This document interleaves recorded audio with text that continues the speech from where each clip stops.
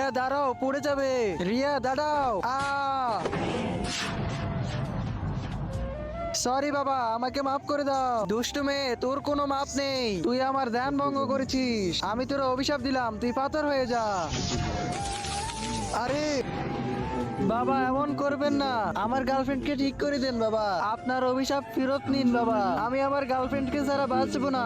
আমি ছাড়া এই অভিশাপ কেউ কাটতে পারবে না। যদি তুই একে ঠিক করতে চাস, তাহলে এই বোতলের ভিতর কোনো পবিত্র নদী থেকে জল নিয়ে আস। আমি বেশি দেবো না, বয়সটা হলো দাঁড়াও।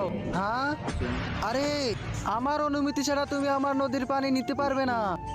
তাহলে অনুমতি দিন, তোমার জলের খুব প্রয়োজন। নিতে পারবে, তার জন্য তোমাকে আমার কিছু প্রশ্নের উত্তর দিতে হবে। ঠিক আছে, বলুন। তাহলে বলো, আমাকে খাওয়ার জন্য তুমি কি দিবে? তোমার মাথা? হ্যাঁ, তোমার এক পা? হ্যাঁ, নাকি এক হাত? আরে এটা কেমন প্রশ্ন?